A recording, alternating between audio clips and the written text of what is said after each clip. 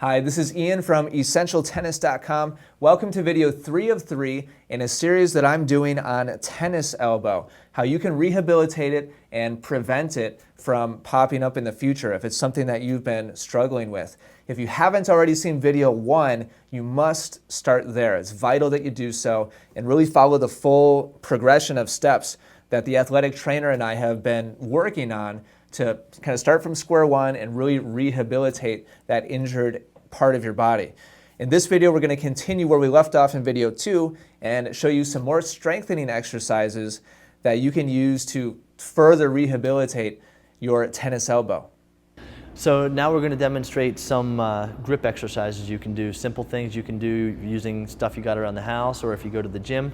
The first thing we're going to demonstrate are just some grip exercises using the clamp. You'll see this in a lot of weight rooms for holding the plates onto the barbell. All right, Mike's just going to use this to work on his grip strength. Okay, real simple. Just going to work on gripping and releasing. This again, you want to do high repetition, all right? You want to make sure that it's a resistance that you can get a full squeeze with, not just get halfway and then not be able to squeeze it any further, all right? You can actually change the resistance of this by moving the gripper out toward the end of the fingertips. That can make it a little more challenging to squeeze once you've got it easily being able to be squeezed in the palm of the hand, all right? So this is one thing you can do to develop the grip strength in your finger intrinsics in your palm and the underside of your forearm.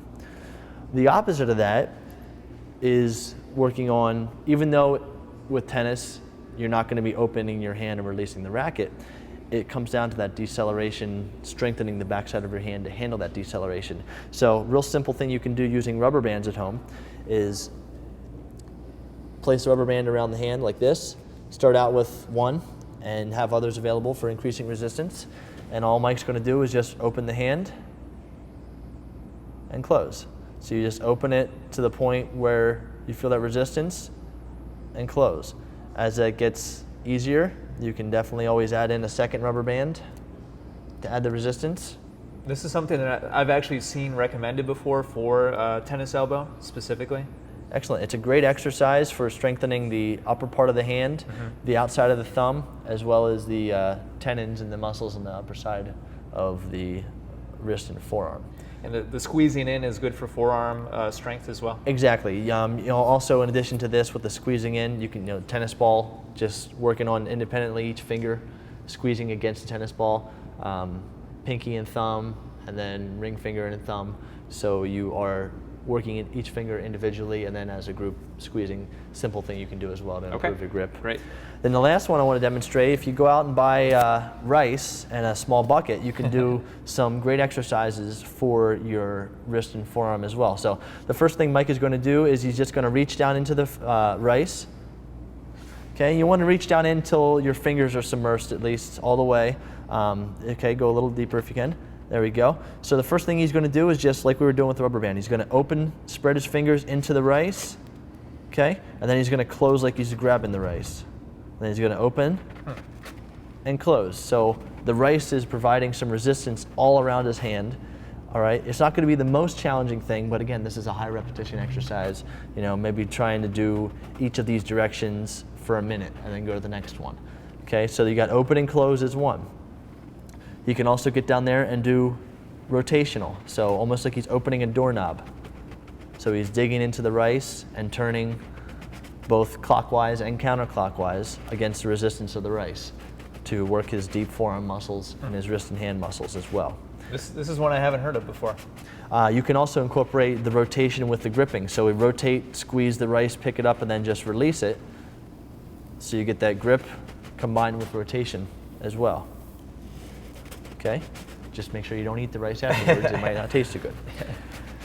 And then the other one you can do is very similar to the exercises we did with the dumbbell, where he's going to go in and just do his wrist flexion and extension, ulnar and radial deviation exercises. So from this position, he's just going up and down against the resistance of the rice, just like that. And then he can also do side to side. This is something more commonly seen in rehab than it is in injury prevention, people doing it on their own. Okay. But it is a great exercise, in my opinion, for people to do, while they're in season, just to keep their forearm and wrist muscles in shape. It's not a very strenuous exercise, but when you do it for a number of minutes, you will start to feel some fatigue in your hand and wrist.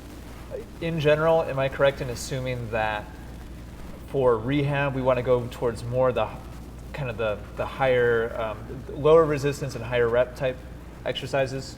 In most cases, yes. However, if the goal of your rehab at the phase you're in is for strengthening, there are certain rep ranges and loads that are appropriate for addressing strength. Okay. There are certain rep ranges and loads that are appropriate for addressing endurance. There are certain ones that are appropriate for addressing hypertrophy if the muscle has shrunk to try and get it back up volume-wise. So that's a very individualized component. Okay. But in general, for the start of, if you're trying to do some of these on your own, start out with 10 reps and kind of go from 10 to 20. That's a safe range for starting back from injury. Anything heavier than you can do 10 times is probably too heavy for that injury. When you're first starting? When you're first starting. Yeah. Okay. Right, so using that as a gauge. But again, that's something you would want to consult an exercise or a rehabilitative professional on if you do have an involved case with that.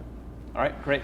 All right, so those are some exercises you can do to address your wrist, forearm, and elbow issues if they come up, but also doing them as maintenance exercises to improve the ability for you to get through a full season with hopefully no flare-ups. Thank you so much for watching these 3 videos. I hope that they've been a huge help to you, and I really hope that you're able to take the information that you've been watching and use those stretches, use those strengthening exercises, and actually help treat your own tennis elbow. If that's happened for you, let me know down below. I'd love to hear some success stories, thanks to the information that Ryan Stevens has been gracious enough to share with me. And if you'd like to see us cover any other types of injuries, definitely leave that down below in the comments and questions as well, along with anything else that you might have questions about. So thank you so much for watching once again. If you've enjoyed these 3 videos, please click like down below, and I'll be talking to you again very soon. Want to serve more like the pros? Find out how as I compare Federer, Nadal, and Djokovic in my free 5-video course. Get it now at freeservecourse.com. That's freeservecourse.com.